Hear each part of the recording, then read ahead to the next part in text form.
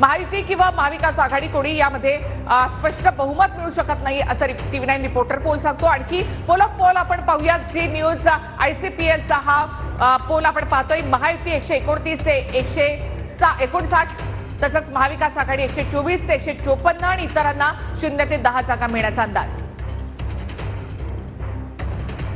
तर पी मार्कचा हा पोल काय सांगतो? 154चा आकडा या ठिकाणी पी मार्कने दिलेला आहे।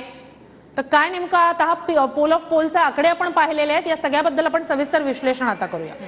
नक्कीच वैद्य सर, मी तुमच्याकडे येते। एकूणच काटेकी टक्कर या सगळ्यामध्ये आपल्याला पाहायला मिळते। माने सर, मी तुमचं उत्तर घेते मागच्या प्रश्नावर। मात्र वैद्य सर, इथे आपण पाहतो की काटेकी टक्कर सध्या महाविकास आघाडी आणि महायुतीमध्ये इथे पाहायला मिळते। बंडखोरांवर मदार असेल सत्ता स्थापनेसाठी।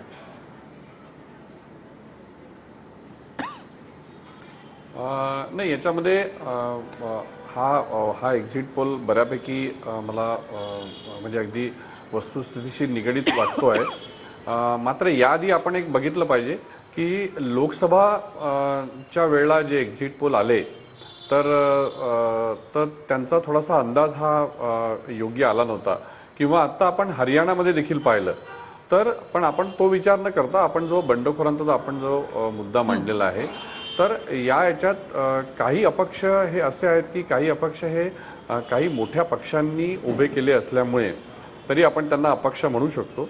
त्याच्यामुळे त्या अपक्षांचं जे काही सरकारमध्ये बार्गेनिंगचा जो विषय असेल तर तो निश्चितपणे महत्त्वाचा ठरू शकतो जर या एक्झिट पोलनुसार जर आपण ग्राह्य धरलं ते तर मला असं वाटतं की महायुतीला जो आपला एक्झिट पोल म्हणतोय महायुतीला एज आहे। जसं मी माझ्या पहिल्या याच्यामध्ये देखील म्हटलं की महायुतीला या निवडणुकीमध्ये एज आहे, पण मला स्वतःला असं वाटतं की महायुती कदाचित पूर्ण बहुमत घेऊ शकते त्यांचे तिन्ही पक्ष मिळून।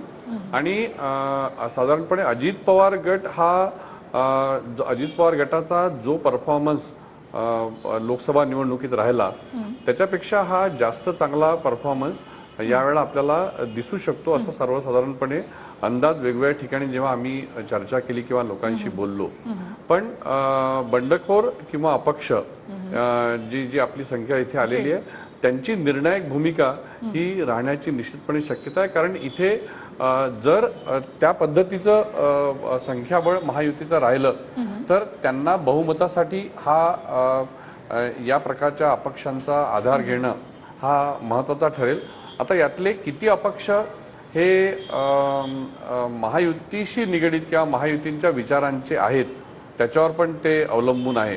तर मला वाटतं एकूणच पण या सगळ्या याच्यात असं दिसतंय की महायुती सरकार पुन्हा एकदा स्थापण्याच्या स्थितीमध्ये येते आहे।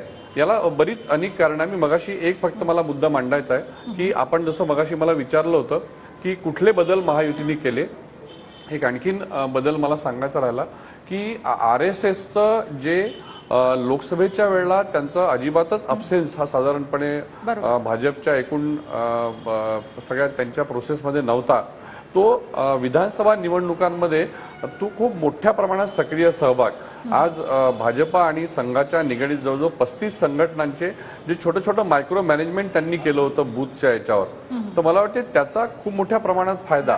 कारण हा संघाचा जो स्वयंसेवक असतो किंवा जो काही संघाचा व्हॉलंटियर असतो तो कधीच बाह्य स्वरूपात दिसत नाही। त्याच्यामुळे तो मायक्रो मॅनेजमेंटमध्ये उदाहरणार्थ तुम्हाला सांगायचं असेल तर जसं बूथवर किती वोटर्स येऊन गेले किंवा किती वोटर्स राहिले आहे आणि त्यांना विनंती करून त्यांच्या घरामध्ये जाऊन त्यांच्याशी बोलून त्यांना बाहेर आणणे, त्याच्यामुळे वोटिंग पर्सेंटेजचा हा जो एक भाग आहे हा पण तो वाढला असण्याची शक्यता आहे। तर मला वाटतं या सगळ्या गोष्टींचा फायदा महायुतीला मिळून महायुतीला हे जे आपलं एक्झिट पोल म्हणताय तो त्या पद्धतीचा आकडा त्यांना येऊ शकतो असं मला वाटतं आणि अपक्षांची भूमिका याच्यामध्ये महत्त्वाची राहू शकते।